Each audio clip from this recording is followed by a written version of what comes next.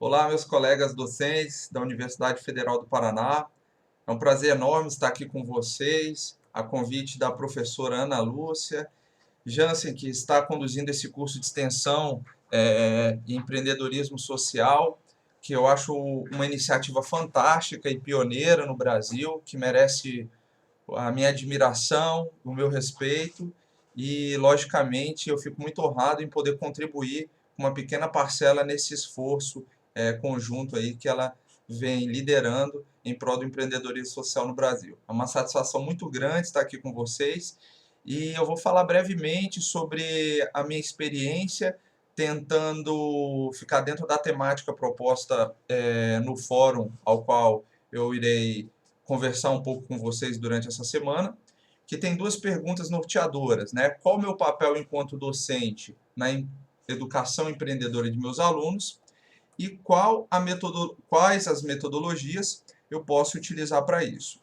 Bom, antes eu vou me apresentar a todos vocês, né? Eu me chamo Gabriel Cardoso, eu sou docente aqui em Brasília, docente do UDF. O Centro Universitário UDF foi a primeira instituição de ensino superior privada de Brasília.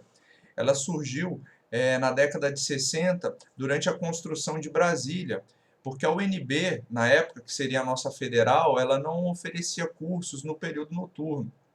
E o UDF ele veio suprir essa lacuna para que as pessoas que estavam vindo trabalhar em Brasília pudessem fazer um curso superior à noite na capital.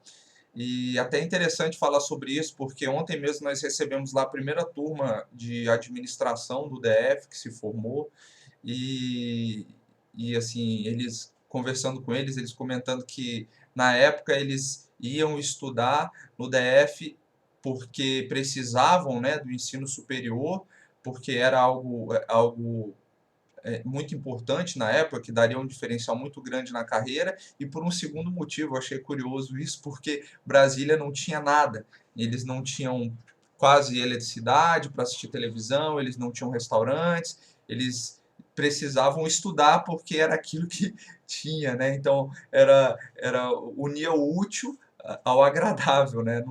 Não havia o que se fazer.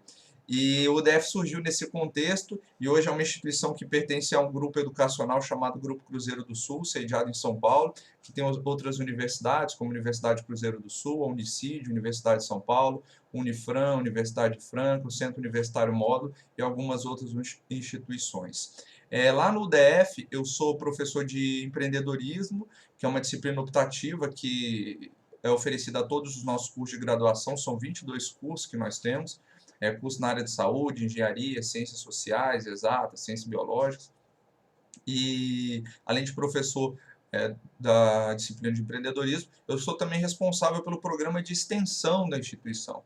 Então, isso vai ser muito importante para vocês compreenderem um pouco a dinâmica que nós damos lá ao empreendedorismo social e ao empreendedorismo, né? Há uma relação muito próxima aí com as atividades de extensão e essa experiência que eu vou compartilhar um pouco com vocês. Eu sou egresso do DF, isso também vai ser importante vocês compreenderem dentro da minha história no empreendedorismo. E empreendo desde os 17 anos. Então, já aos 17 anos, eu tive meu primeiro empreendimento, que foi na época não havia e-commerce, né? E eu e um amigo meu, a gente criou um site que vendia abadás. Abadás são aquelas camisetas de carnaval fora de época. Na época, eu admito, eu gostava muito disso, né? Enquanto jovem. E aí nós criamos uma forma de vender esses abadás de todas as cidades brasileiras. E aí foi o meu primeiro empreendimento. De lá para cá eu empreendi bastante, mas algo muito importante, eu empreendi durante o meu curso de graduação.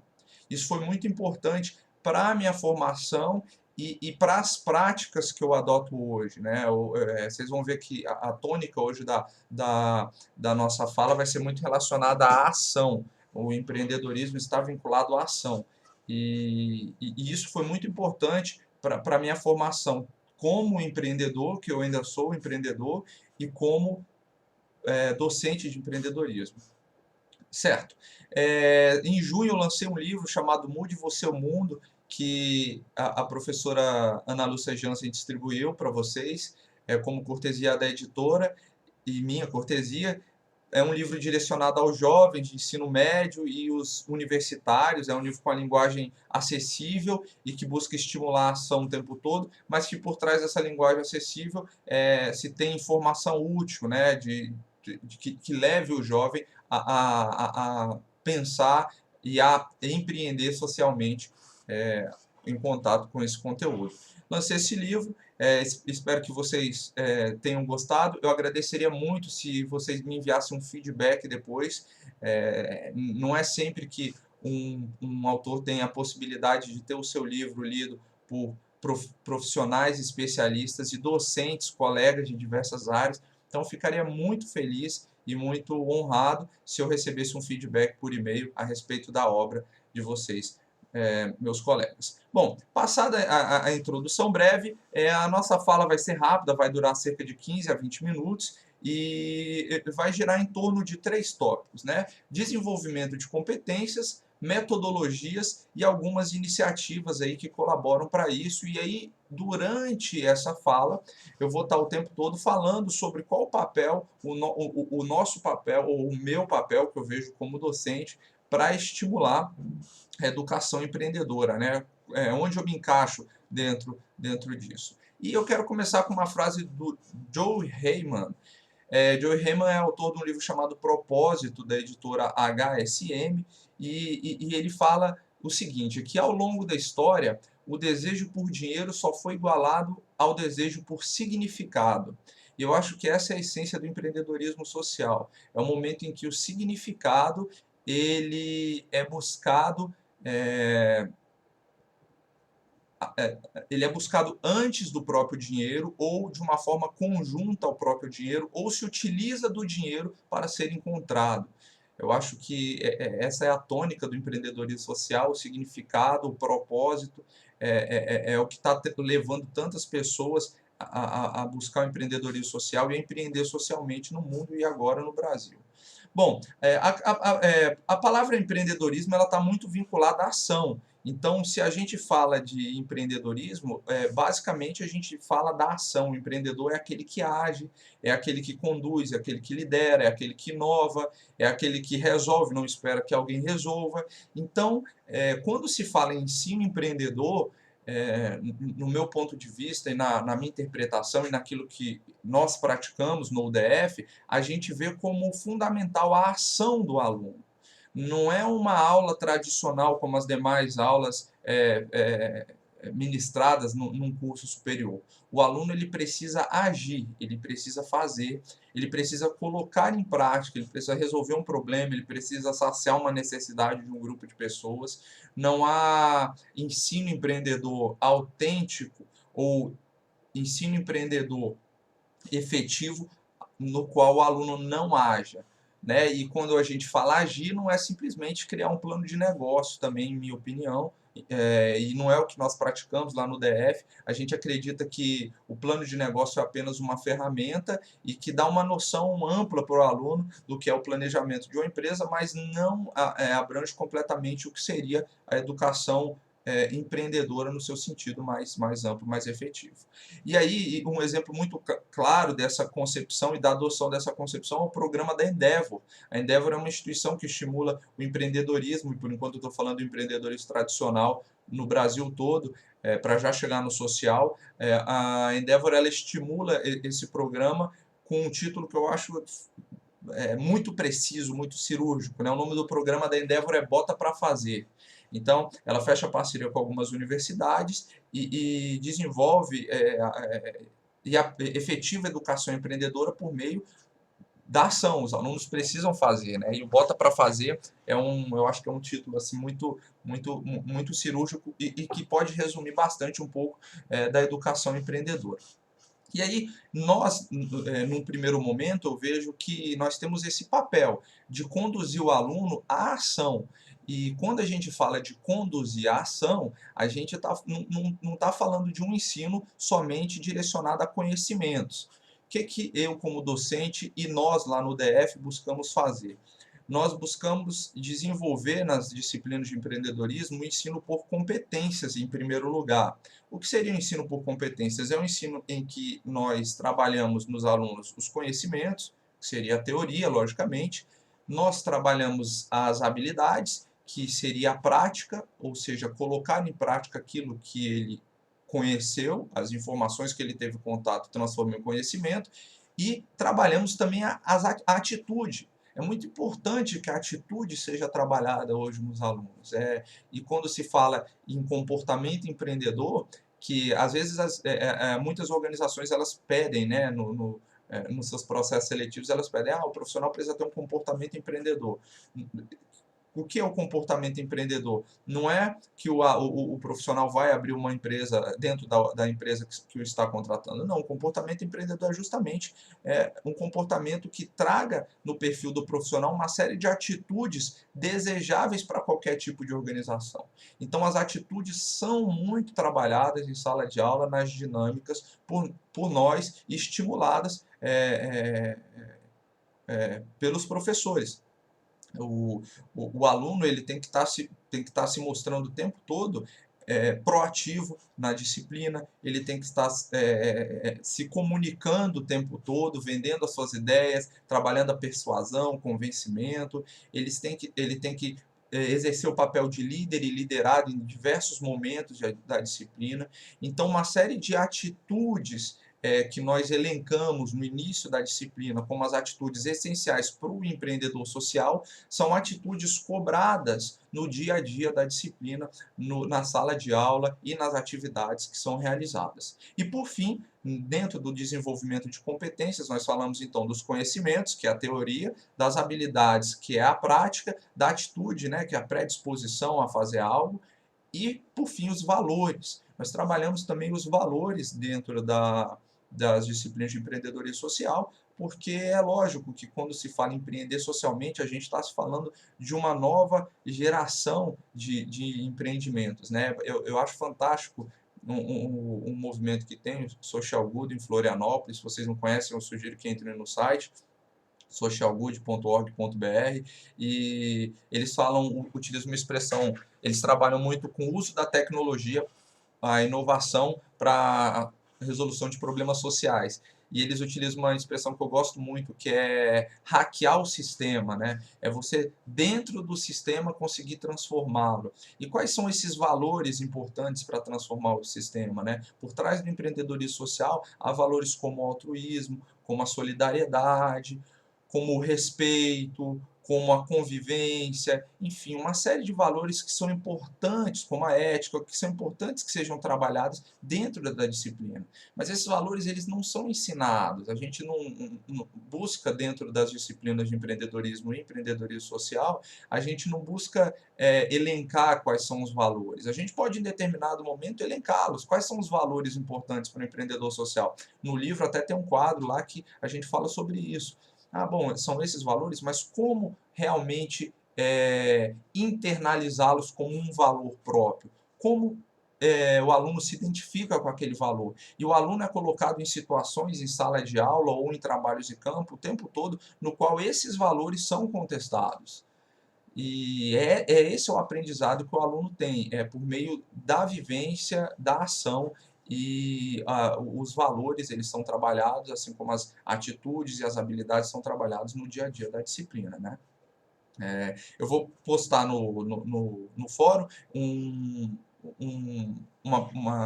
uma postagem lá do blog que eu tenho, do Mude Você o Mundo, que fala sobre os 3 primeiros passos para se tornar um agente de mudanças, que eu falo um pouco muito sobre os valores de referência que as pessoas têm, né? E quando se alteram os valores de referência, as pessoas estão muito mais favoráveis a se tornarem agentes de mudança, né? Então, o trabalho dos valores de referência é um trabalho assim que eu acho muito importante e que nós vemos como muito efetivo para que os alunos eles se tornem empreendedores sociais ou fiquem tentados a se tornar empreendedores sociais. Então, os valores de referência são um aspecto muito importante. E aí, gente, eu fecho o primeiro bloco, né? Então, esse é o primeiro bloco da minha fala rápida, desenvolvimento de competências, né? Conhecimentos, habilidades, atitudes e valores fazem parte das disciplinas de empreendedorismo social, e meu papel como docente dentro da educação empreendedora é trabalhar esses 4 itens de uma forma conjunta. Não adianta a gente só trabalhar conhecimento, que é aquilo que a gente está mais habituado a fazer, mas a gente tem que desenvolver as habilidades, como o aluno vai colocar em prática, tem que estimular atitudes no dia a dia da sala de aula, desde coisas simples, como a pontualidade, né, do aluno em sala de aula. Isso é uma coisa relacionada à disciplina, a disciplina que o aluno vai ter para concluir um projeto, a perseverança. Então, às vezes o aluno está enfrentando dificuldades durante a disciplina, a gente está trabalhando a perseverança. O empreendedor social ele precisa ser perseverante, não pode abandonar o seu projeto social na primeira dificuldade. Então, isso a gente vai trabalhando dentro de sala de aula. E, por fim, os valores, e aí eu concluo com a recomendação dessa postagem no blog, chamada Os 3 Primeiros Passos para se tornar um agente de mudanças. Não é uma postagem científica, são postagens com a linguagem de um blog, realmente, direcionado aos jovens, vocês vão ver, e o link vai estar no nosso fórum. Segundo item, pessoal, então a gente vai falar sobre metodologias, que está relacionado à segunda pergunta que a professora Ana Lúcia Jansen, a querida professora também Nicole Macari, que tem me assessorado aí na utilização da plataforma Moodle, nos colocou. Quais metodologias eu posso utilizar para isso, né, para alcançar, então, os meus objetivos? E eu vi que elas disponibilizaram alguns textos sobre metodologias ativas. Eu acho muito importante a utilização das metodologias ativas. Eu utilizo muito a Flipped Classroom, ou sala de aula invertida, que é a teoria vista em casa. Então, eu gravo vídeos aos meus alunos, e a habilidade eu trabalho em sala de aula. Então, voltando ao tópico lá atrás, o conhecimento, que é o momento que eles menos precisam de nós, e aí eu estou estimulando até a autonomia de estudo, a disciplina, uma série de atitudes e habilidades nos alunos. O conhecimento eles vêm em casa por meio de vídeos, por meio de textos, mas aí eu gravo, né? É sempre um material personalizado, não é nada padronizado. Eu gravo, eles assistem em casa. Quando eles vão para a sala de aula, a gente já está trabalhando lá as habilidades, os valores e as atitudes. Então, eu tenho um tempo muito maior para trabalhar esses outros aspectos das competências que, às vezes, são negligenciados por nós em determinados momentos da disciplina. Então, Flipped Classroom é uma metodologia que eu utilizo, mas vocês têm várias aí, e os textos, os 2 artigos que as professoras colocaram apresentam um conteúdo relevante sobre o tema. E aí, quando se fala de inovação social, que está diretamente ligado a empreendedorismo social, são conceitos próximos, não são conceitos iguais, logicamente, mas são conceitos próximos. A gente deve refletir na inovação da educação. A gente não pode estar falando de inovação social para os nossos alunos, eles criarem novas formas de solucionar os problemas da sociedade, se os nossos métodos educacionais não são inovadores. Aí vai ter um descompasso entre o nosso discurso e a prática, e o aluno vai olhar para a gente com aquela cara que vocês já devem ter vivenciado, de desconfiança, né? Eu busco, durante as nossas aulas, conquistar a confiança dos nossos alunos por meio de um alinhamento do que eu falo com o que eu faço. Então, eles veem que realmente, olha, o professor ele acredita nisso, e eu vou dar uma chance, acho que eu vou acreditar nisso que ele está falando. Então, acho que é importante que as nossas práticas sejam inovadoras. Não adianta a gente chegar em sala de aula a boa aula é importante? Sim, é importante. A aula tradicional, a aula expositiva é muito importante, eu ainda utilizo, é muito importante, é fundamental. Mas quais são as outras formas que nós podemos inovar na educação para estimular a própria inovação social? E, nesse caso, eu vou recomendar a vocês Inove Edu. Foi uma pesquisa feita pelo Instituto Inspirare, por meio do Porvir. Eu vou também disponibilizar o link para vocês numa postagem que eu fiz no meu site, que é intitulada da seguinte forma: Estudar sem ir à universidade, conheça inovações que estão mudando a educação no mundo. Essa pesquisa, ela buscou mapear experiências inovadoras em educação no mundo todo, né, e que traduzem 5 importantes tendências que serão capazes, segundo os especialistas em educação, de tornar o aprendizado significativo e conectado nesse século que vivemos. As tendências são as competências para o século XXI, e aí a gente fala das competências, que nós já abordamos, né? Isso é uma tendência em educação. A personalização, então isso é uma outra tendência que a gente pode implementar, que é o ensino personalizado para cada aluno. O que tem auxiliado muito isso são as plataformas de ensino, então é muito difícil um professor personalizar o ensino para turmas, principalmente turmas grandes que às vezes nós enfrentamos, mas a personalização já é possível por meio de indicação de conteúdos e plataformas para que os alunos personalizem a sua própria formação.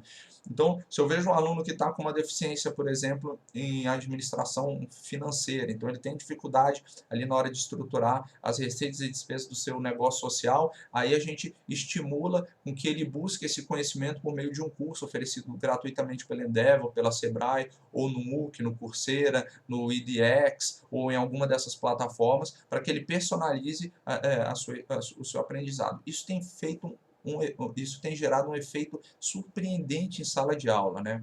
O aluno, não sei se vocês, meus colegas, percebem isso. A gente está falando em sala de aula, está todo mundo no celular. Tem alguns colegas que não gostam disso. Eu, particularmente, eu adoro. Eu acho desafiador, porque o aluno, à medida que você está falando, primeiro, você tem que ser mais interessante que o celular dele, que já é um desafio muito grande para nós. Segundo, à medida que eu estou falando em determinado tema, os alunos já estão personalizando o seu aprendizado nas suas consultas que fazem na internet, que é uma tendência. Então, se ali, por exemplo, eu estou falando de auferir o impacto social de um negócio social, um aluno já está entrando, por exemplo, e procurando indicadores na agricultura, o outro já está procurando ferramentas de impacto social, o outro já não sabe o que é auferir e está pesquisando ali o que é auferir. Então, cada um já está personalizando o seu próprio aprendizado em sala de aula. Isso é fantástico, isso é uma tendência aí para a educação do século XXI. Então, eu estimulo que isso seja feito em sala de aula por nós. Esse é um dos nossos papéis. Estimulá-los que personalizem o seu aprendizado de acordo com seus objetivos e seus interesses pessoais e profissionais. Uma terceira tendência é a experimentação.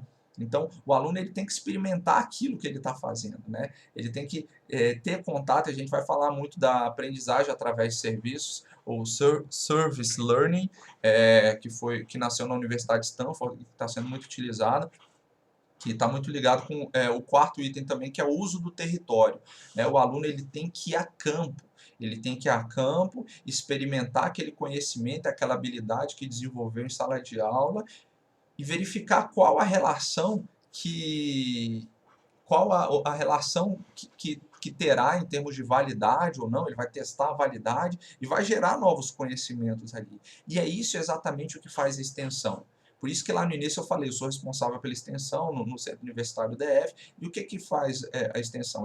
A extensão leva o conhecimento adquirido por meio do ensino e da pesquisa em sala de aula para as comunidades. E lá nas comunidades se gera um novo conhecimento que é trazido de volta, que é levado de volta para a instituição de ensino, para que a instituição de ensino utilize dentro dos cursos. E é isso que a gente faz em experimentação e uso de território com empreendedorismo social. Nós levamos o conhecimento, experimentamos ele nas comunidades, usamos o território, temos contato, geramos novo conhecimento e voltamos para a sala de aula. Essa é a terceira e quarta tendência, experimentação e uso de território, que estão todas nessa pesquisa que eu vou disponibilizar o link para vocês. E por fim, as novas certificações. As novas certificações também, existe um estudo muito grande, né, a respeito de como as pessoas serão certificadas, e há uma corrente que diz que as certificações tradicionais elas perderão a sua força, o seu valor. Então, eu tenho um diploma na Universidade X, não vão mais querer muito saber se eu tenho diploma disso ou daquilo. Vão querer saber se eu sei fazer. Você tem diploma? Você sabe? Então, coloque isso em prática, mostre.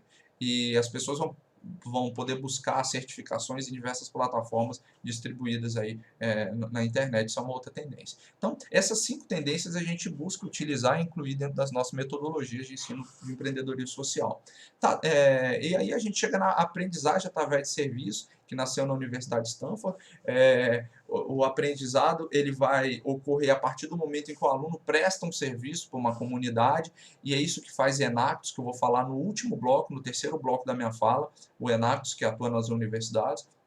Então, quando os estudantes eles prestam um serviço, eles estão aprendendo muito, eles estão reforçando o aprendizado de muito do que foi visto em sala de aula, estão aprendendo novos elementos também que não foram vistos em sala de aula. Então, a aprendizagem através de serviços ou service learning, vocês podem pesquisar, há muitos artigos científicos aí que abordam essa metodologia, que ela nasceu na Universidade de Stanford e que é muito utilizada, inclusive na Universidade de Stanford, para o ensino de empreendedorismo social. Os alunos, eles prestam serviço, né? A disciplina é o quê? Olha, identificar uma comunidade, uso de território, vamos lá experimentar isso, prestar um serviço e ajudar essas pessoas. Não é simplesmente desenhar um plano de negócio. Então, essa é uma outra forma de nós, professores, né, estimularmos o aprendizado do empreendedorismo social. Nosso papel é o quê? Viabilizar isso, viabilizar para que isso aconteça. Porque nós sabemos que a nossa agenda é muito complicada, a agenda dos alunos também é complicada, a gente tem um perfil um pouco diferente na universidade privada, a grande parte dos nossos alunos trabalha durante o dia, não sei qual é o perfil na Universidade Federal do Paraná, mas assim, a gente tem que lidar um pouco com isso, né? Há algumas vantagens, porque os alunos eles, acabam tendo, em determinados momentos, em determinada maturidade, que não teriam se só estudasse, mas há alguns benefícios, mas há algumas dificuldades claras, né? Então, viabilizar isso é um dos nossos papéis. Uma outra questão muito importante aí, que eu vejo dentro desse segundo bloco de metodologias, é a própria imersão cultural, né? Os alunos, eles estão isolados ali na sua realidade social e cultural, nós, professores também, né? Quantas vezes eu já não me surpreendi dentro de um trabalho de imersão, e aí lá dentro de sala de aula a gente elabora uma solução social super complexa para resolver um problema de determinada comunidade. E quando chega na comunidade, o pessoal olha para você e fala: quem é você para saber o que eu tenho que fazer? Por que a universidade vai saber mais do que eu o que é bom para mim? E aí a gente toma um choque, porque não há argumento de autoridade em comunidades, em grupos socialmente vulneráveis, né? Raramente esse argumento é aceito. Nós temos que dialogar com as pessoas e convencê-las de que a solução que estamos propondo é boa. Aliás, e não é só convencê-las, é dentro do diálogo que vai surgir muitas vezes a solução. E essa imersão cultural que assusta os alunos, né? Que eles descobrem que o preconceito que havia era enorme, que há uma lacuna enorme entre aquilo que eles imaginavam ser a comunidade que eles vão ajudar e aquilo que ela efetivamente é. Então, às vezes, um modelo de negócio social que foi estruturado em sala de aula não resiste ao primeiro contato com a comunidade. Então, a imersão cultural é uma outra metodologia muito interessante que pode ser feita. Visitas à comunidade, conversas, diálogo, e aí existem diversas dinâmicas no sentido das pessoas da comunidade expressarem as suas dores, das pessoas identificarem o que a comunidade faz de positivo, aquilo que ela pode utilizar como mecanismo de empoderamento para sair da situação vulnerável que está. Então, a imersão cultural é muito importante também.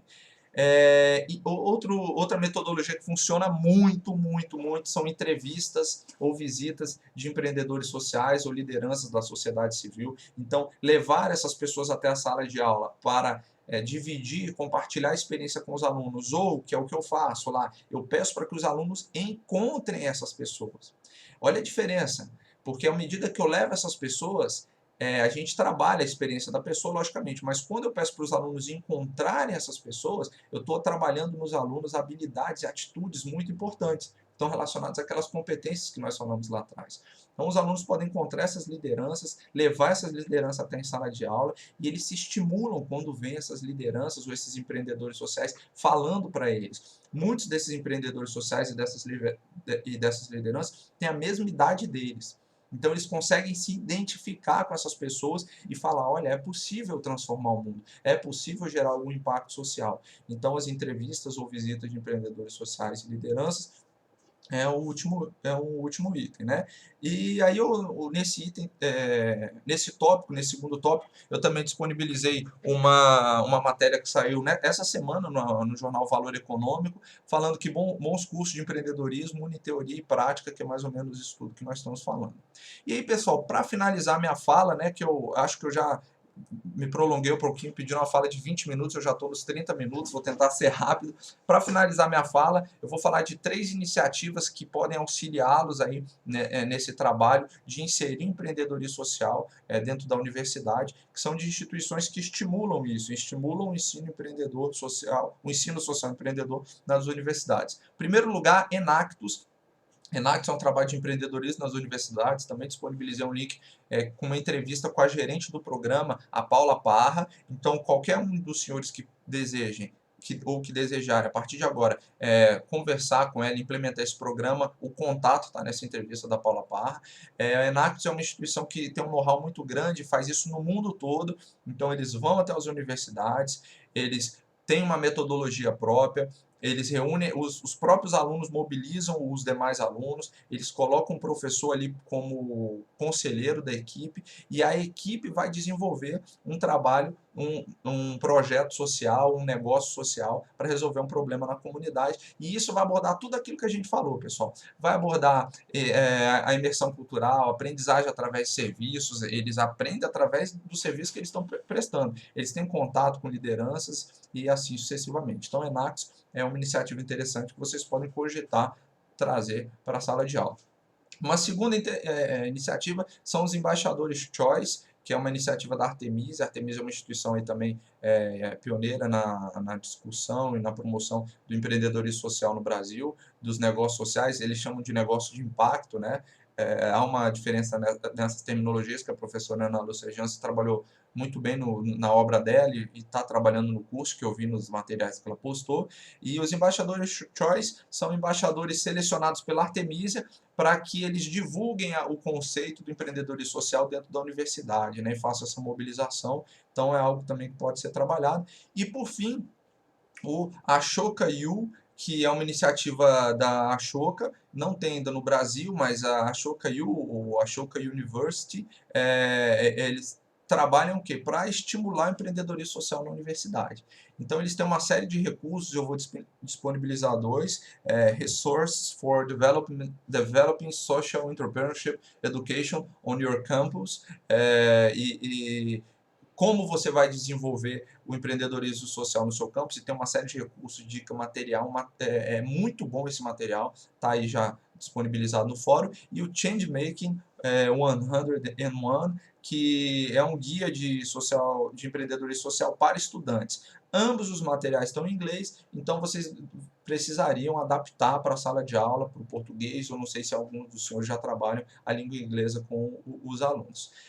Eu peço desculpas por ter me excedido.